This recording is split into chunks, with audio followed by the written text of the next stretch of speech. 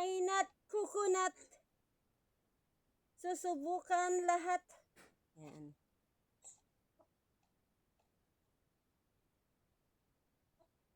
Guess what?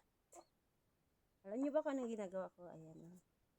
Nagsisids ako ng mga buto ng siling at chal. Ayan. At eggplant. Binabad ko sila sa medisina na pang anti-punggos. Ay! Sorry my dear. Tanawa, natapon tuloy. Ito na. Kaya, ginaganito ko kasi ganito. Dahil hindi ko pwedeng hawakan yan dahil medisina ito po na pang anti-punggos. Hindi ko sinabing tama itong ginagawa ko, pero sinusubukan ko lang. Kasi, wala namang masama kung subukan natin lahat ng paraan na sa tingin mo nakakamaganda. Yan ang sinasabi, try until you succeed. Kaya ito, sinusubukan kong itanim to na binabad, galing sa binabad ng medisinang pang anti-punggas. Kasi nga, yung magtatanim nga ng mga palay, di ba? Before i-plant, i-replanting, isprehan muna ng pang anti-punggos. Para meron na siyang prevention. Kaya ito lang ginagawa ko. Tinitingnan ko kung magiging okay ba. Okay. Tapos lang aking isang ad. Ito naman, ay, natanggal. Ito ay eggplant naman dito. Hindi ko sinabi ha na okay to. Trinay ko lang. Malay mo mag success.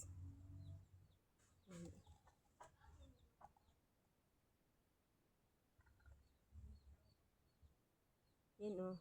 Ang liliit ng buto ng eggplant. Yan. Ang dami nito. Hindi ko pwede kamayin gawa ng medisina kasi ito. Ayaw kong kamayin. Dahil takot din ako. No, mga idol. Mga ka-farmers na. Huwag nyo sabihin ha na ano ito ha. Huwag nyo na try ko lang ba. Wala namang masama kung subukan lahat ng paraan. Okay? Akin lang to. Kumbaga, sinubukan ko lang sa ganitong paraan. Kung okay ba.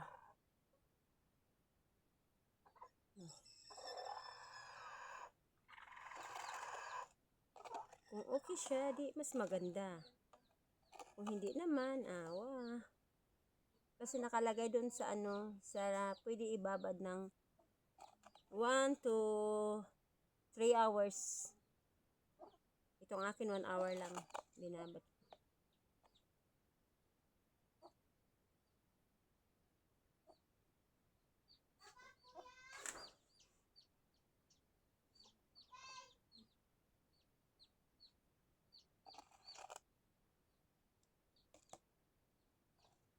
Huwag yung na tama ito ha. Sa akin lang to. Idea ko. Titingnan ko kung okay ba. Wala namang masama siguro kung mag-experiment ka ng sarili mo.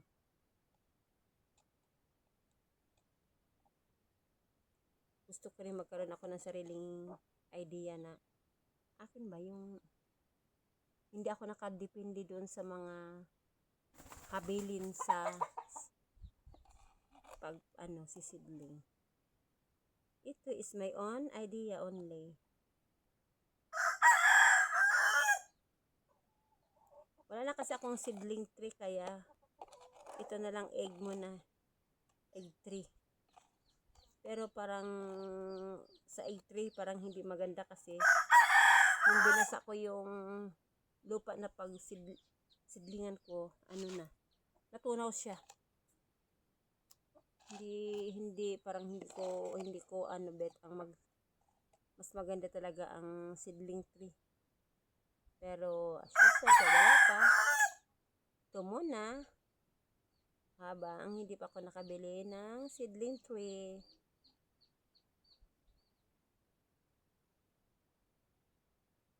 Bubutasan ko muna ito. Yan.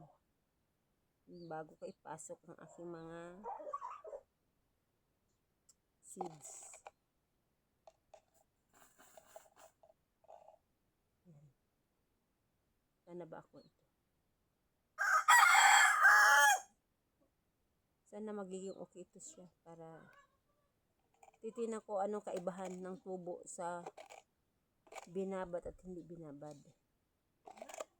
Kasi sabi nila mas maganda daw yung ibabad para may prevent na siya, may prevention na may ano na panlaban na siya. Pag tubo niya meron na siyang panlaban sa mga fungicide. Kaya hoping magiging okay ito.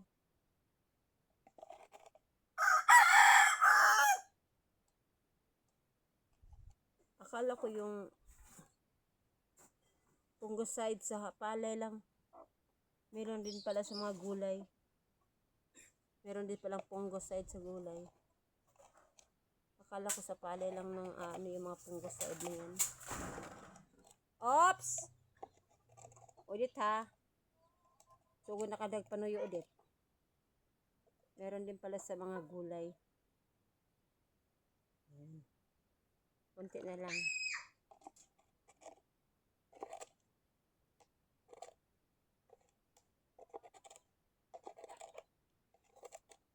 Ang dami ko palang nababad na seeds. Tapos yung egg tray ko is nasa 30 lang peraso. Hindi bali ano ko to para